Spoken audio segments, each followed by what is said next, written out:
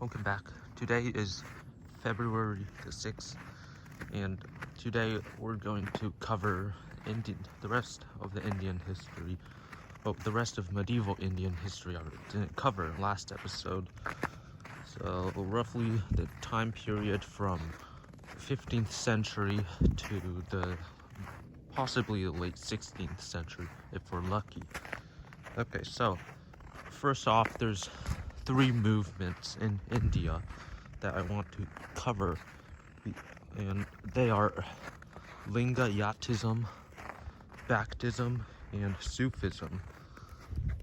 The first one, Lingayatism, it popped up a lot earlier than the time period I'm covering today. I think it started around the 10th century, especially in South India, where you start to see a more reformist branch of Shaivite Hinduism.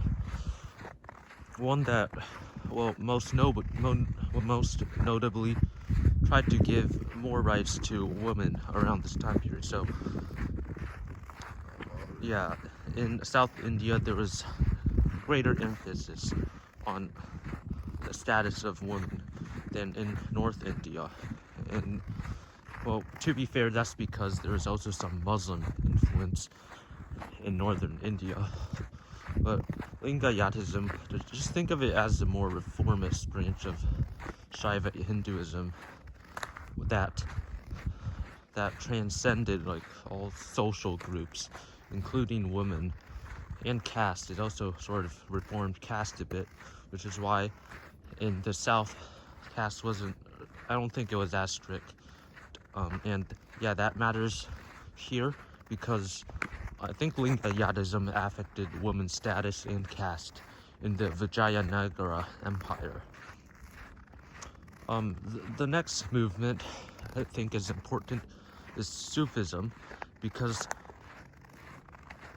if you remember, most of the Muslim invasions, they were invasions. They were quite horrible to the common people. And yeah, there were a lot of forced conversions, but there were also a less violent way to convert people from Hinduism to Islam. There was already a sort of bridgehead for Islam. Islam already was favorable to some Hindus, because it meant they didn't have to live by the caste system, which is again why Bengal turned from Buddhist to Hindu and then immediately to Islam. Islam offered many Hindus a way out of the caste, or that's how they perceived it. And so who preached that version of non-caste Islam to them? It was the Sufis. The Sufis, I'm gonna go off path, by the way. The Sufis were more of spiritual leaders of Islam. They emphasized devotion to their religion. They were also sort of reformist, like Lingayatism, because certain things being prohibited in the Quran was allowed in Sufism, like I think maybe alcohol or coffee. Correct me if I'm wrong in the comments if there's anyone. But yeah, that's why Islam spread so fast in the Indian subcontinent, or it spread so widely. It didn't spread fast. It took a few centuries. But today, 30% of India or 30% of the Indian subcontinent is Muslim, thanks to the Sufis.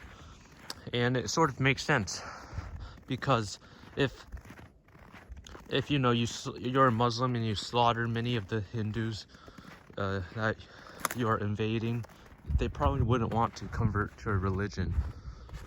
They would probably see it as in your religion as a terrorist one, an extremist one, a fundamental one. But if you offer a less violent, if you have a less violent branch of Islam, then Hindus will naturally want to, they will naturally want to convert to that sort of Islam instead of, the violent version. But that's why Sufism, I'm not sure if I'm phrasing or explaining all this well, but I think that's why Sufism was very important to the spread of Islam in India. All right, next is also similar to Sufism, except it's for Hinduism, and that's the Bhakti movement. Bhaktism also emphasizes devotion to your faith, just like Sufism. I'm not sure where it started, maybe South India, but I'm not entirely sure. Actually, I don't know a lot about baptism, and before I make many mistakes about it, I guess I'll just leave it there. Just know that baptism was very prominent in the 16th or 15th and 16th centuries in India. It started way before, but I think it became more prominent in the 15th to 16th centuries. Maybe it was sort of like a Hindu Reformation, I don't know, but I should stop guessing. Okay. So now let's get back to geopolitics, especially in North India, because that's where the Mughal Empire is going to start. If you remember, the Delhi Sultanate repelled Mongol invasions for most of the 13th century, and yeah, I don't think a single Mongol invasion could defeat the Delhi Sultanate, except for at least two. The first time was in 1398 when Timur, who subjugated most of Western Asia, invaded Delhi to plunder it, I guess. And because the Delhi Sultans were, or at least in the view of the Timurids, too tolerant to their Hindu subjects. So that's why the Timurids invaded. They slaughtered thousands in Delhi, looted it, looted like all the treasure out of it, and then left. They didn't come back. I don't think they even tried to puppet the Delhi Sultanate, but it did mark a decline in the fortunes of the Delhi Sultanate, because even though the Timurids weren't there to stay, the Delhi Sultanate was still losing territory fast. Before the Timurid invasion, they owned most of northwest India, including Gujarat and Rajasthan. Afterwards, I think Gujarat and Rajasthan became independent. And I mentioned a few episodes earlier that the Rajputs and the Gujaratis and the Delhi Sultanate all fought ferociously with each other, as well as the Mughal Sultanate. However, in the late 16th century or early 16th century, right before the Mughals started making ventures again into India, the Rajputs started reviving their power, sort of. They were, well, yeah, by this time their identity was mostly shaped around the defense of Hinduism, because most of their neighbors were Muslim, so they saw themselves as the last stronghold of Hindu power in North India, or at least that's what I think. Just know that they were very militaristic and emphasized defense of the Hindu religion. But in the early 16th century, they started attacking Muslim sultanates instead. There was a famous Rajput leader, Rana Sanga, who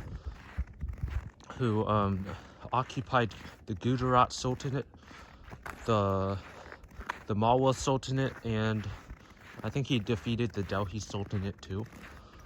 Yeah, that was sort of a revival of the Rajput period in North India, but it didn't last long. because the Mughals were coming, and this was the second invasion from the Mongols that the Delhi Sultanate couldn't fend off. The Delhi Sultanate by this time was known as Hindustan, which, if you were paying attention a few episodes earlier, you'll know that Hindustan did not refer to, well, it did refer to the entire continent of India, but it also had a second meaning, that of just North India around the Gangetic Plain where the Delhi Sultanate ruled. And that's why I think the Mughal Empire should be seen as a conquest dynasty, not because, well, the Mughal Empire never really called itself Mughal or Mongol until around the 18th to 19th century. They just called themselves Timurids, and the land they ruled over was Hindustan. So it's sort of like the Yuan dynasty, or Qin dynasty. You know, the ruling dynasty was not from China, and the Timurids were not from Hindustan, but their realm was still called China and Hindustan. So just know that to contemporary Indians, or at least to contemporary Muslim Indians, the Mughal Empire and the Delhi Sultanate were sort of a continuation of each other, and both were known as Hindustan. Okay, before the Rajputs invaded their neighbors in the early 16th century, the Delhi Sultanate was sort of having a revival of its own power too. In the 1480s, they conquered the eastern Gangetic Plain, or reconquered the eastern Gangetic Plain, which is ruled by the Jaunpur Sultanate until then. And then that happened under the I think the Lodi dynasty. Before that, there was the Sayyid dynasty. The Lodi dynasty was mostly Afghan, I think, and the nobility was Afghan as well. And funnily enough, the Mughal invaders came from Afghanistan, or at least Kabul. I already mentioned this, but the founder of the Mughal Empire, Babur, was originally a Timurid, originally from Samarkand in Uzbekistan. And then when the Uzbeks invaded Uzbekistan, well, by the way, until then, Uzbekistan was known as Transoxania or Tehran, not Uzbekistan, until the Uzbeks invaded, of course. Well, that's when Babur fled from his homeland and headed towards Afghanistan, which was still ruled by a Timurid dynasty. And then he established himself as the new Timurid ruler there, where, he settled in Kabul, which he preferred very, very much over Hindustan. When he finally invaded in 1526, defeated the Delhi Sultanate at the Battle of Panipat, which, by the way, he was outnumbered 5-1, but because the elephants of the Delhi Sultanate were so scared of gunpowder, Babur easily won. Stayed in India for 4 years, but when his son started falling ill, Babur prayed to God that he would take his life instead of his son's. So maybe that's what happened, because immediately after that, Babur died and his son became the new ruler of the Mughal Empire. His name was Humayun, and immediately after losing to another Afghan known as Sher Shah, Humayun lost most of his empire, and then he fled to, I think, Iran, which was ruled by the Safavid dynasty. After Sher Shah died, Sher Shah, by the way, he conquered most of Hindustan and Bengal, which ended the Bengal Sultanate. And Humayun came back after Sher Shah died. I think he defeated a Hindu rebel at the Second Battle of Panipat, or maybe that's his son. Maybe it is, because immediately after reconquering Delhi, Humayun died, and his son Akbar took power. We can go on and on about Akbar, but before that, I want to cover what was happening in central and southern India. If you remember, the Vijayanagara Empire was still pretty powerful in South India. In fact, it had grown even more powerful under the leadership of Krishna Deva Raya, who transformed Vijayanagara into possibly the most powerful kingdom on the Indian subcontinent at the time when Babur invaded Hindustan. The city of Vijayanagara by this time was the second largest city in the world, after only Beijing, I think. And the rulers ruled as emperors, not only of Karnataka, but also Telangana and Tamil Nadu. So there was a lot of Tamil and Telugu influence on the Karnataka Empire too. There was also Telugu influence in the new Golconda Sultanate, which brings us to the next major empire. Well, it already collapsed. It was known as the Bahmani Sultanate, and it collapsed just like Austria-Hungary into multiple small states. Well, they were small until they conquered each other, and then maybe they were roughly mid-sized political entities. This sliding is a bit risky. I don't know where I'm going. Okay.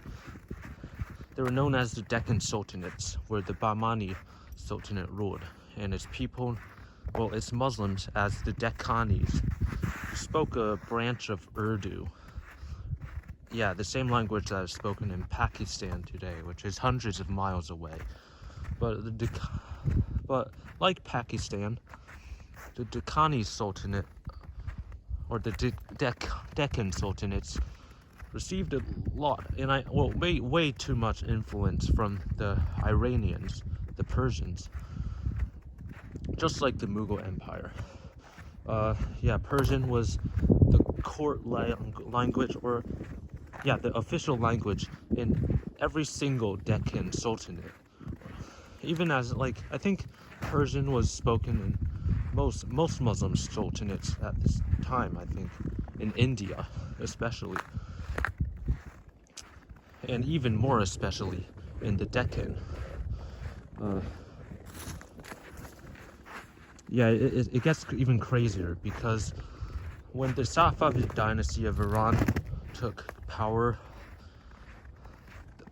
the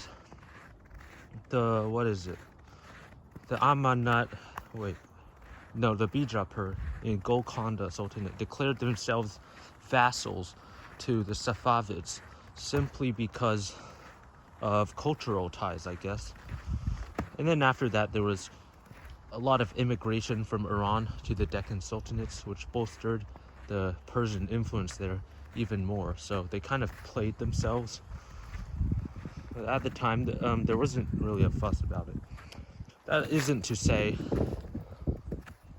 that local cultures didn't have an influence on the Deccan Sultanate, because the Golconda Sultanate especially was based in Telangana, so there was a lot of Telugu, and Telugu was eventually a language used by the Golconda Sultanate.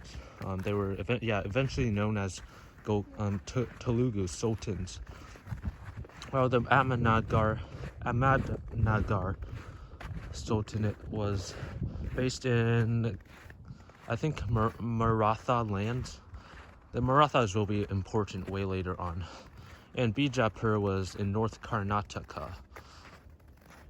They controlled the city of, I'm not sure what it's called, but it was the former capital of the Chalukya Empire.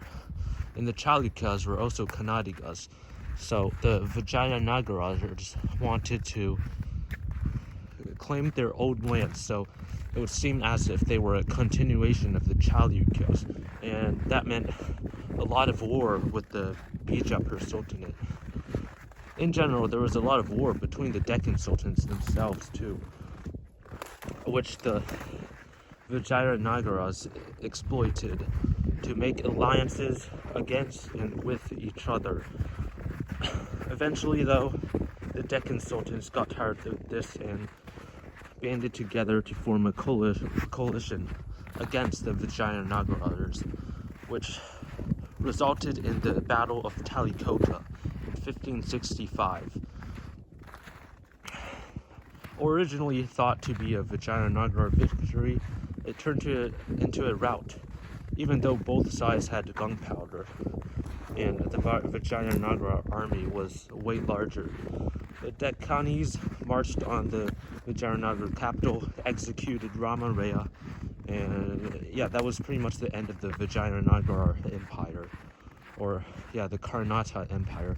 Vijayanagara remained a city-state until the mid-17th century, but Karnataka and South India in general would never be really unified again.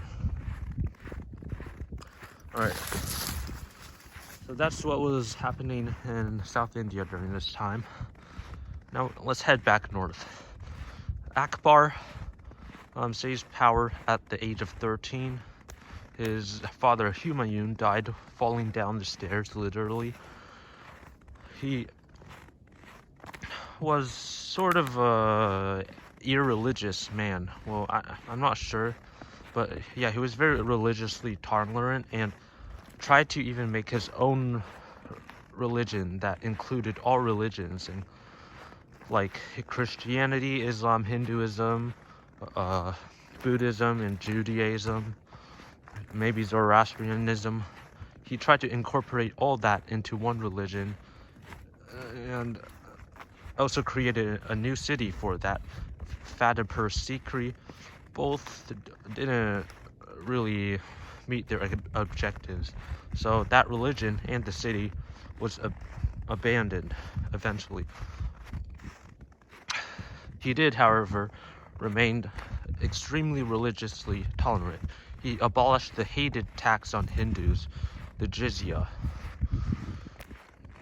and incorporated Hindus into his army from further conquests too, like Hindu Rajasthan, which he sort of subjugated or made alliances with after years of fighting, which resulted in Rajasthan technically becoming a province of the Mughal Empire, but also not really, because like Mewar still had a lot of power.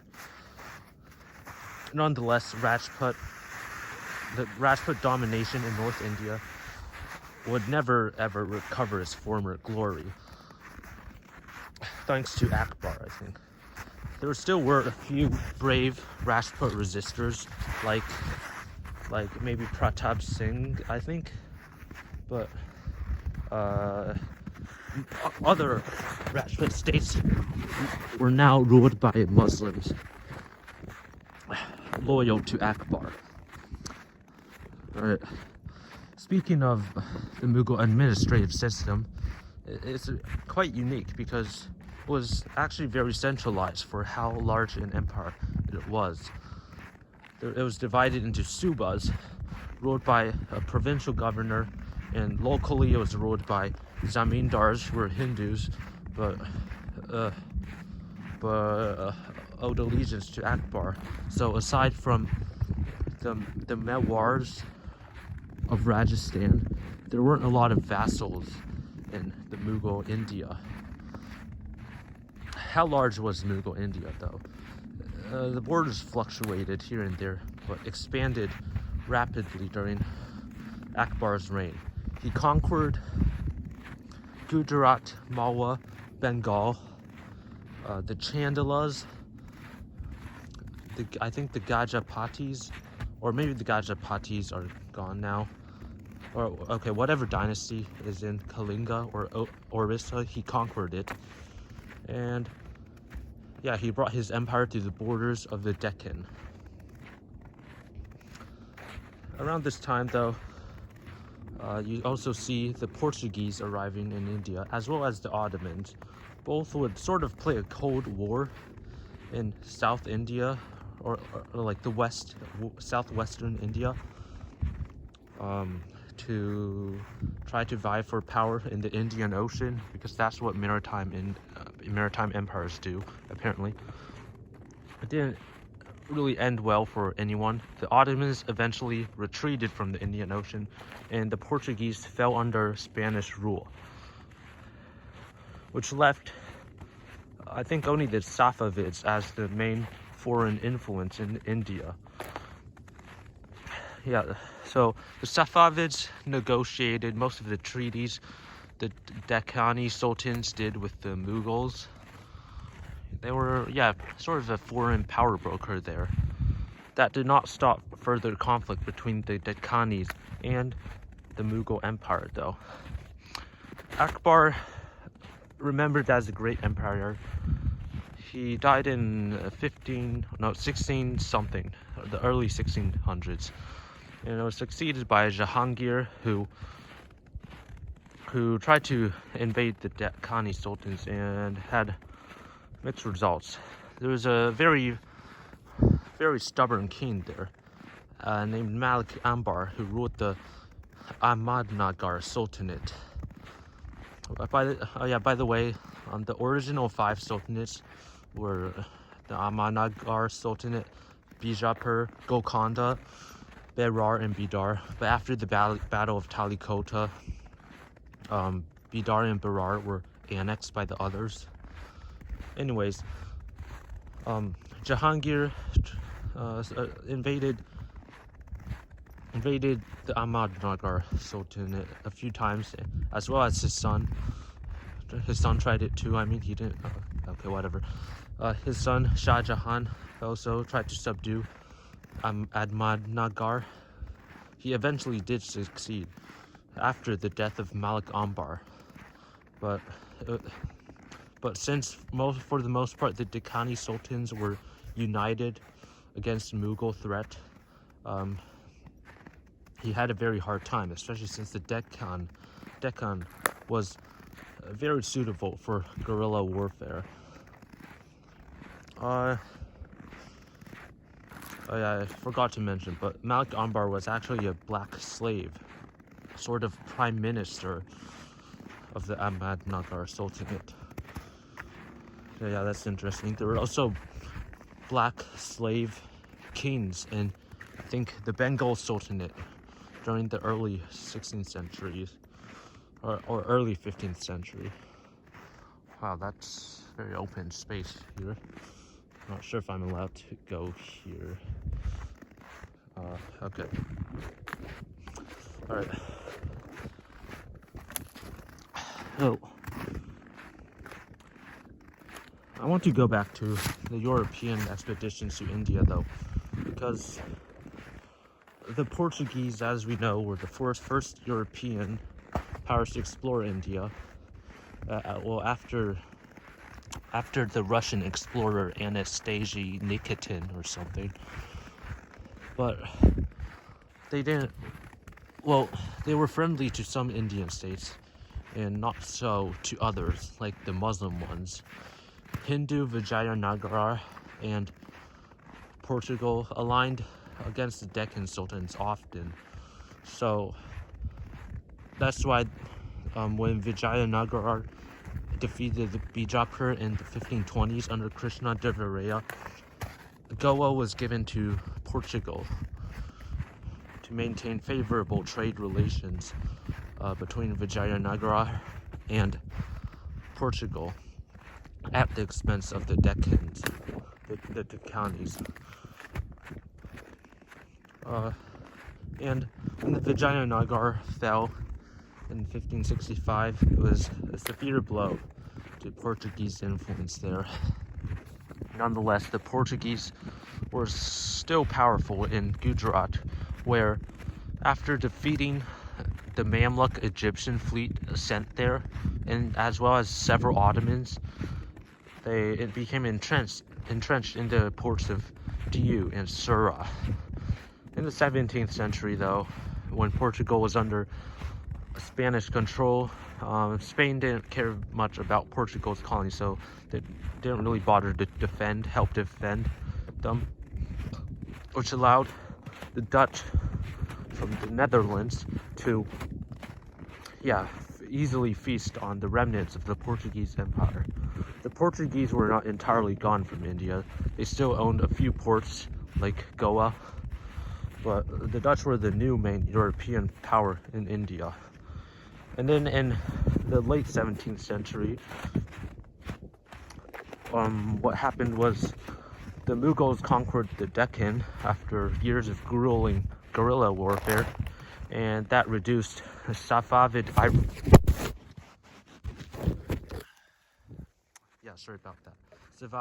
Iranian influence there from minimal to none at all. Alright, I think there's probably snow on this camera. Sorry guys, you probably won't see this very well, but I don't want to bother with that now. Okay. So after the Dutch arrived, more Europeans also arrived, as like the English and French. The English got kicked out of Southeast Asia by the Dutch, except in Sumatra. So they turned to, what is it? India. I don't know what I was thinking. The Portuguese were still strong, despite the Dutch encroachment. They even resisted a pan-Muslim alliance in India and Southeast Asia to overcome their holdings there, and the Portuguese beat them back. They couldn't beat back the Dutch entirely, though. So, now the Dutch are the main powers and traded heavily with the Mughal Empire, especially in Bengal, which under the Mughals and the Bengal Sultanate before was possibly the richest region on earth. Like, in the 18th century, it was 12% of the world's economy, if Wikipedia is correct. Probably not true, but it gives you a sense of how large the Bengali economy was. And so the Mughal Empire was pretty wealthy, especially under the reign of Jahangir, who gave the empire 20 years of peace, despite his alcoholism. Peace in the internal borders, not in the Deccan. But despite his alcoholism, his reign was tranquil for the most part.